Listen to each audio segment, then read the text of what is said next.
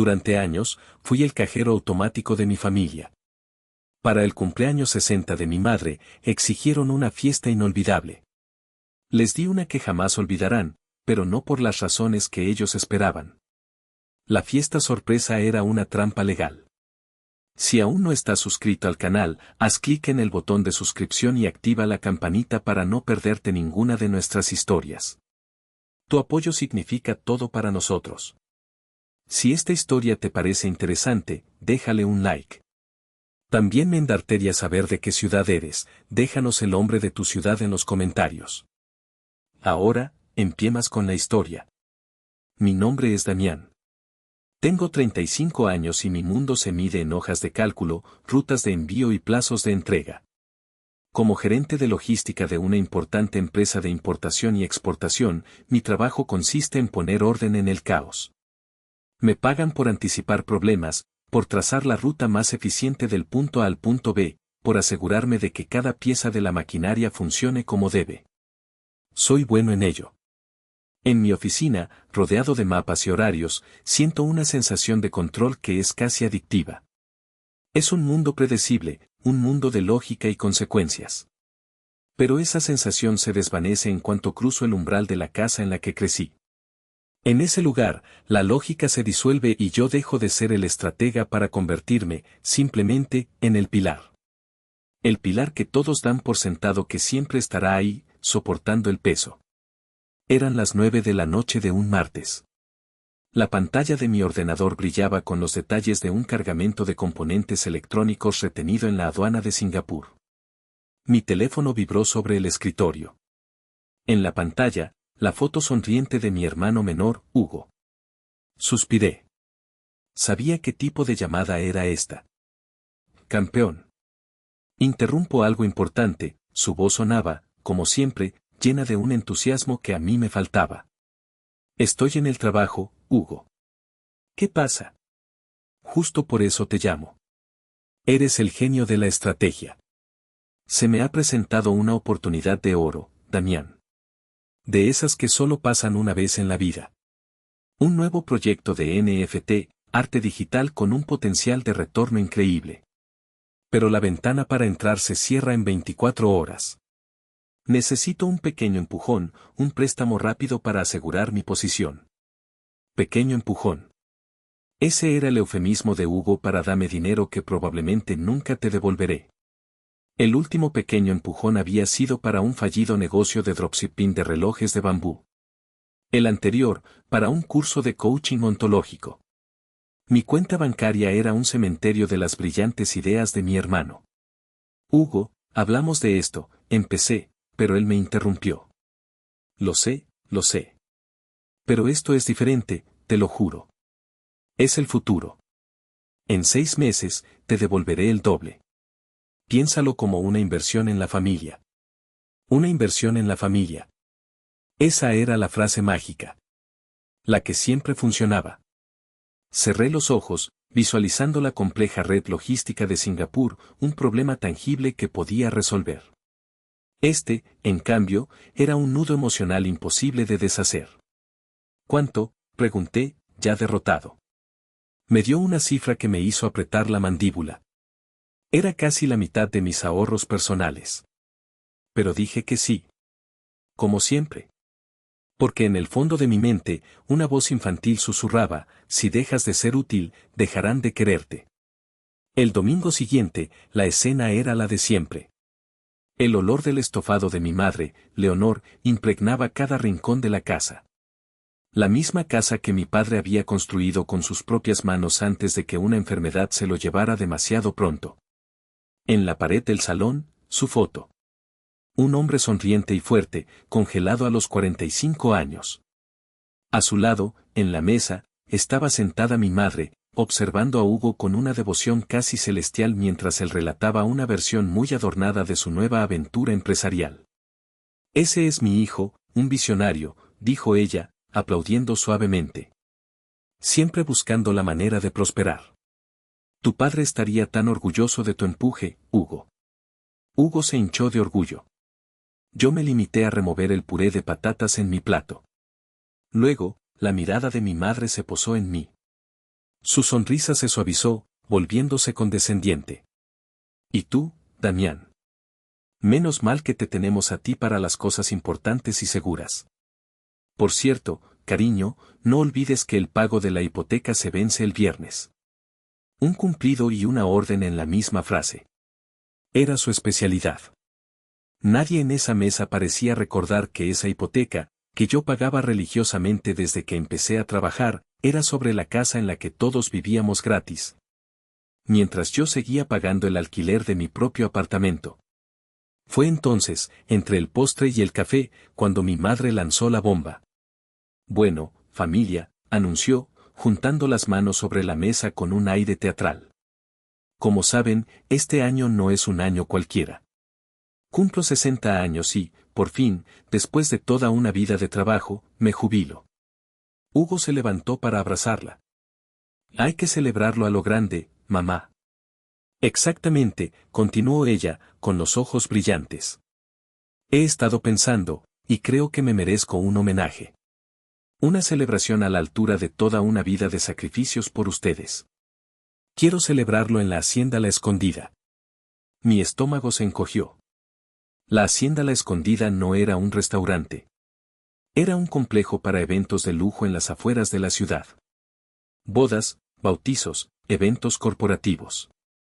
El tipo de lugar cuyo presupuesto de catering básico superaba mi salario mensual.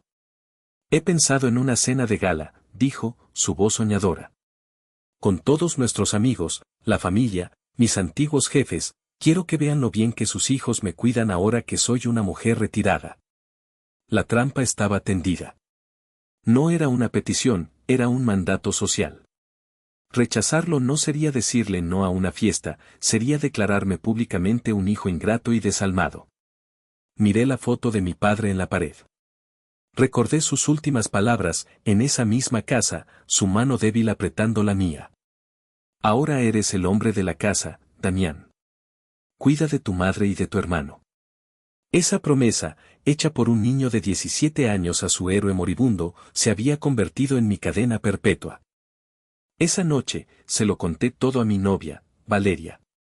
Estábamos en su apartamento, un lugar tranquilo que olía a lavanda y que era mi único refugio del caos familiar. Valeria es fisioterapeuta. Su trabajo consiste en encontrar el origen del dolor, en corregir las malas posturas que, con el tiempo, acaban por destrozar el cuerpo. Y sin darse cuenta, hacía lo mismo con mi alma. Escuchó pacientemente, sin interrumpir, mientras yo despotricaba sobre el coste, la injusticia, la desfachatez de todo aquello. Cuando terminé, en lugar de criticar a mi familia, me hizo una pregunta que me desarmó. Damián, cuando un paciente llega a mi consulta con un dolor de espalda crónico, no me limito a darle un masaje. Busco la mala postura que lo está causando, el desequilibrio muscular que soporta todo el estrés.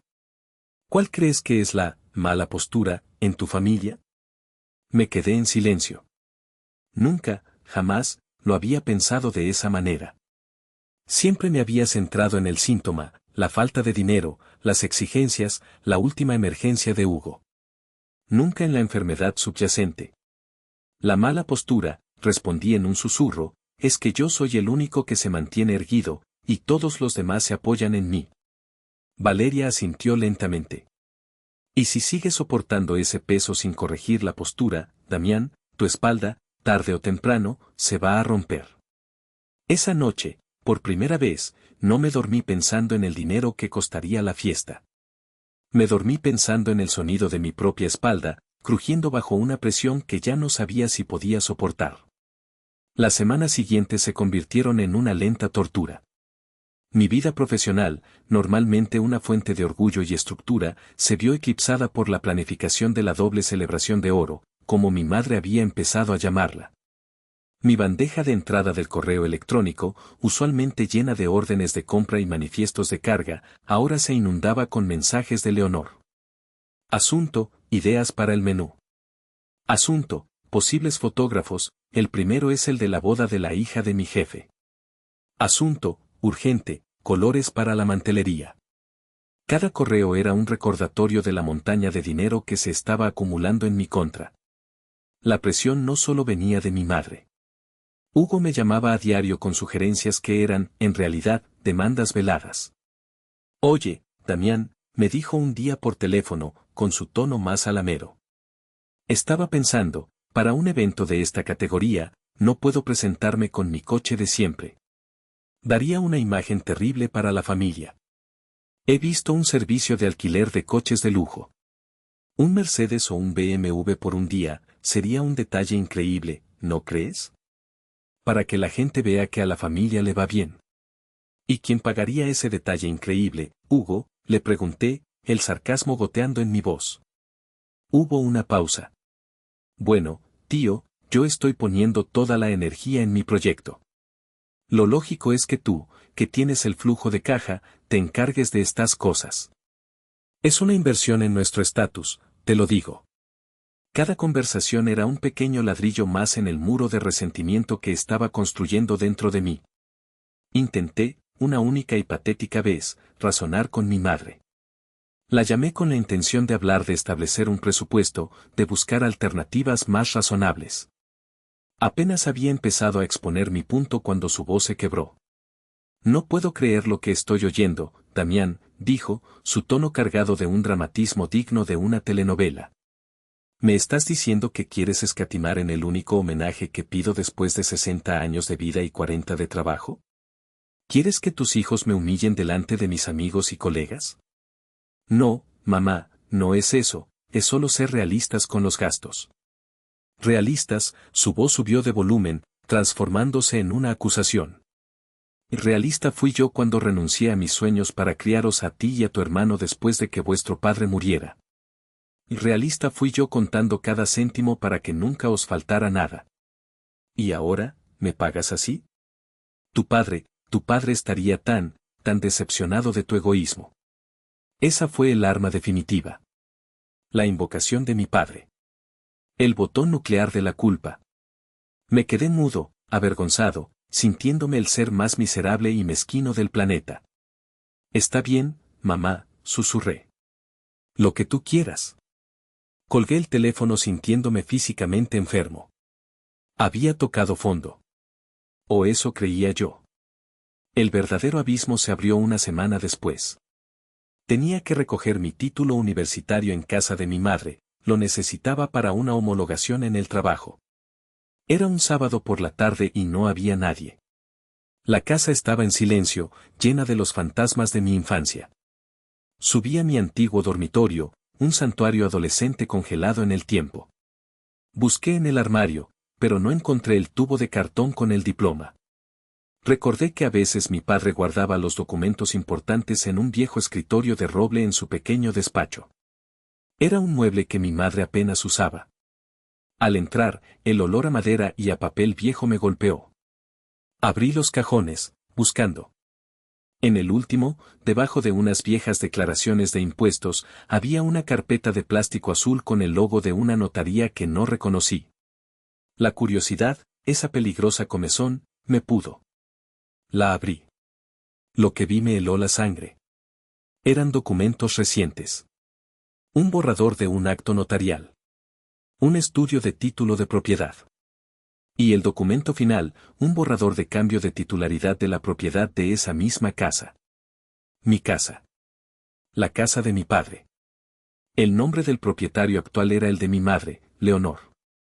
El nombre del nuevo beneficiario, del futuro propietario único, era Hugo.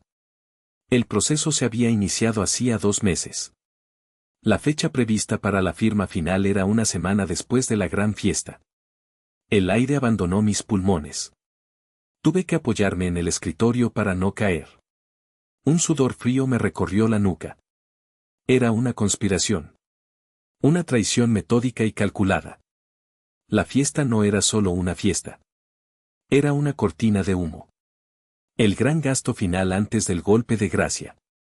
Me estaban desangrando una última vez antes de despojarme del último vínculo tangible que me quedaba con mi padre y mi historia.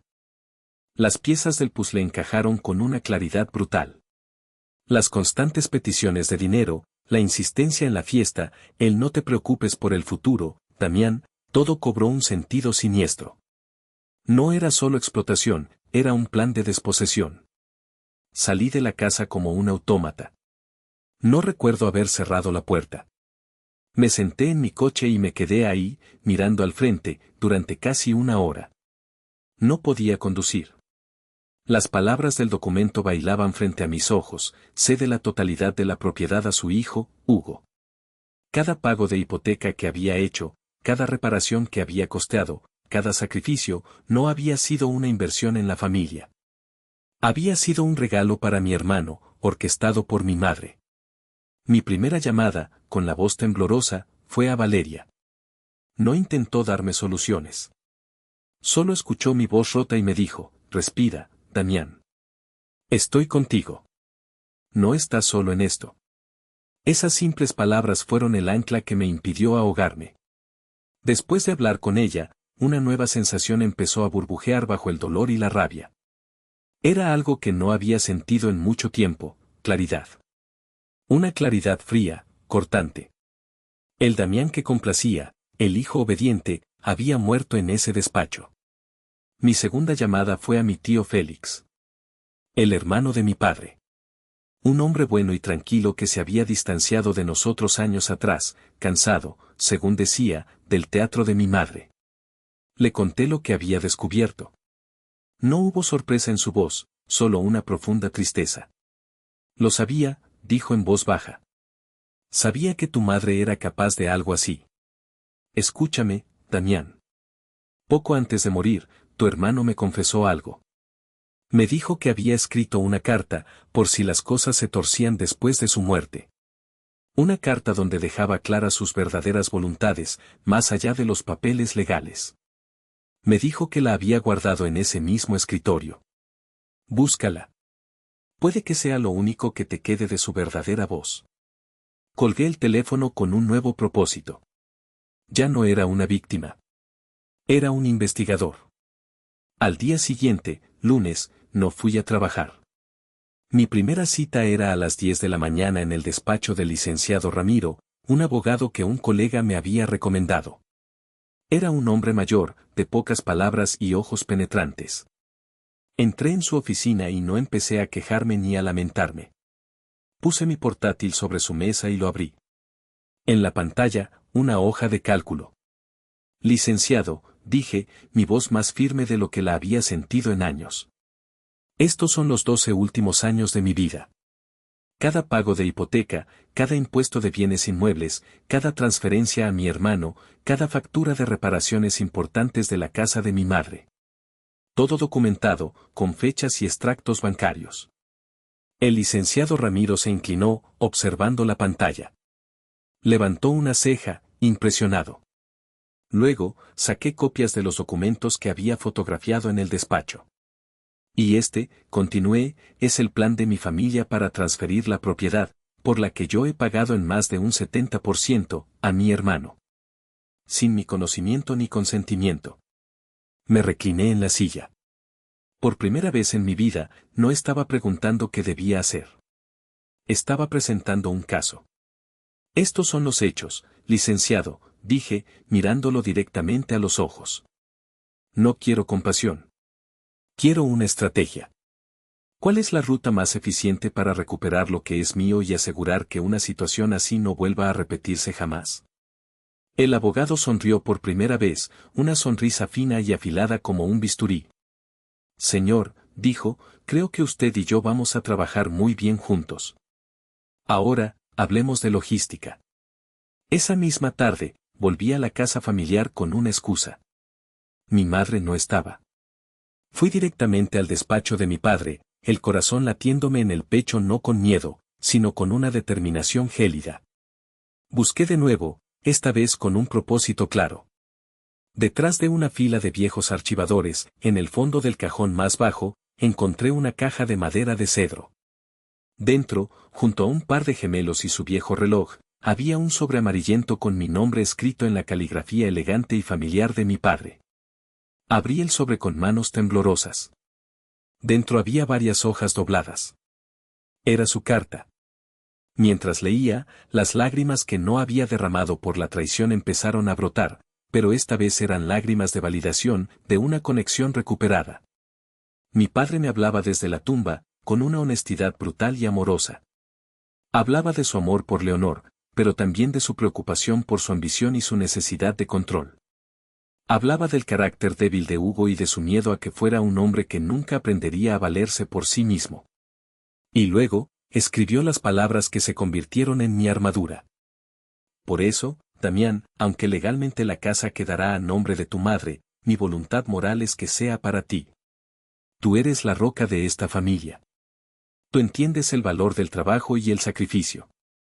Espero que Leonor entienda que una casa son solo ladrillos, pero la honestidad de un hijo es el verdadero hogar. Y mi hogar, hijo mío, siempre estará donde esté tu corazón recto.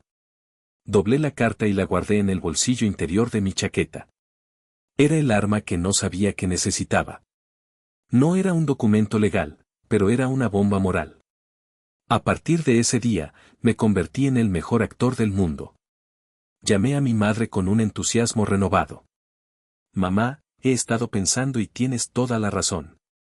Una celebración así solo ocurre una vez. No vamos a escatimar. Su alegría al otro lado de la línea fue casi palpable. Sabía que entrarías en razón, mi hijo. Y eres igual que tu padre, siempre pensando en la familia primero. La ironía casi me hizo reír.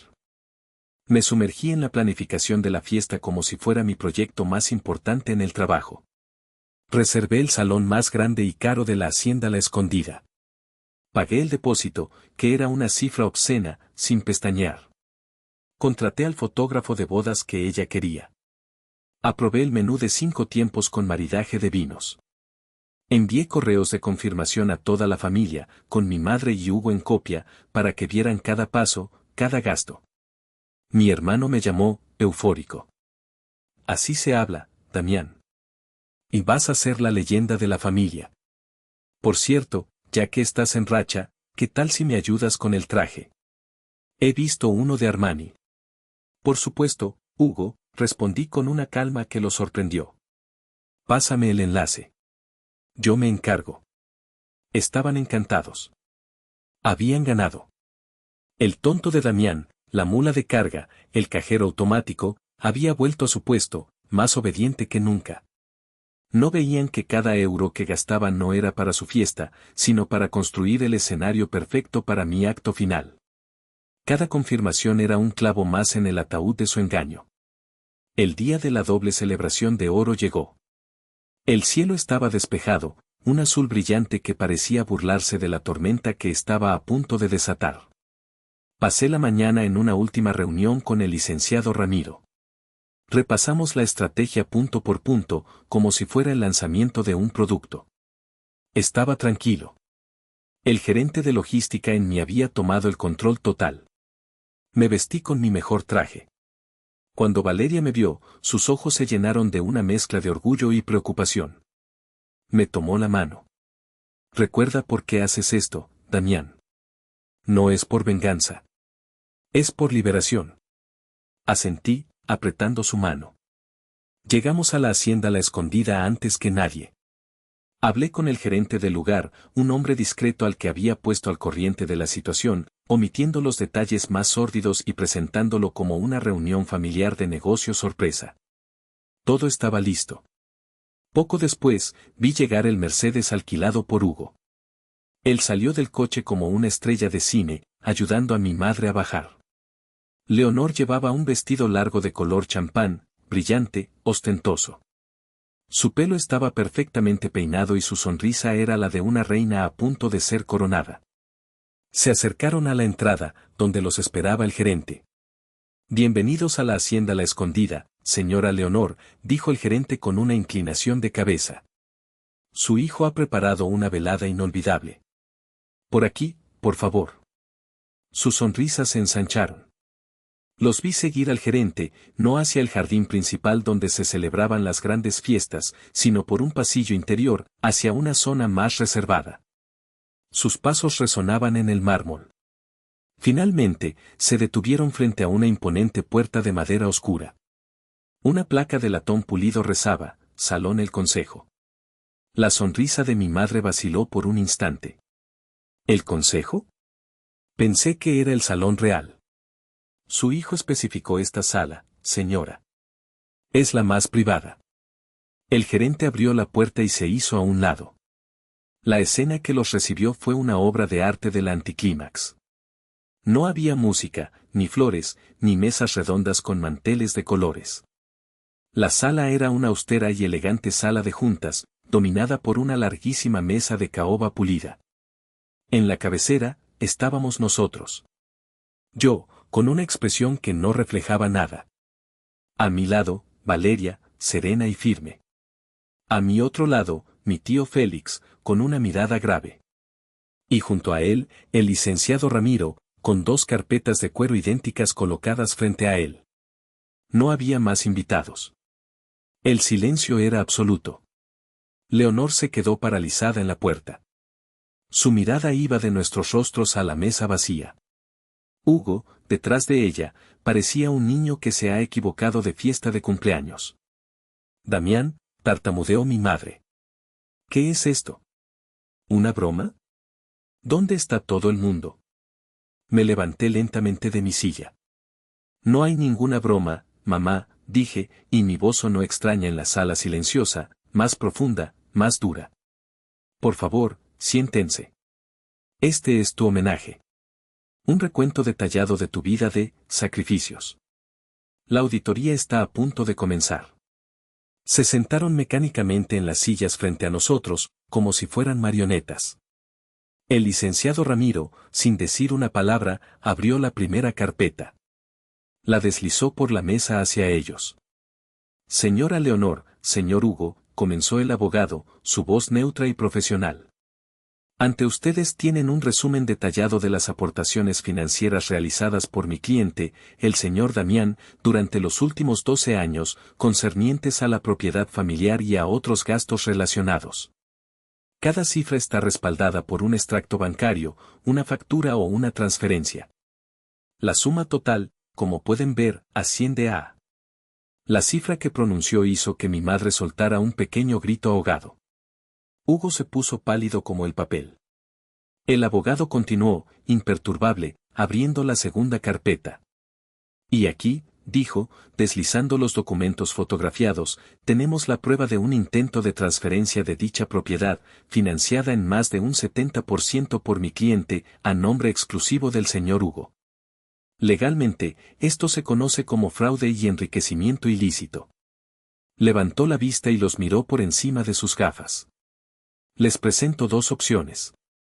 La primera, firman ahora mismo un acuerdo vinculante para poner la casa a la venta en un plazo de 30 días y reembolsar a mi cliente la totalidad de la suma documentada, más los intereses legales correspondientes.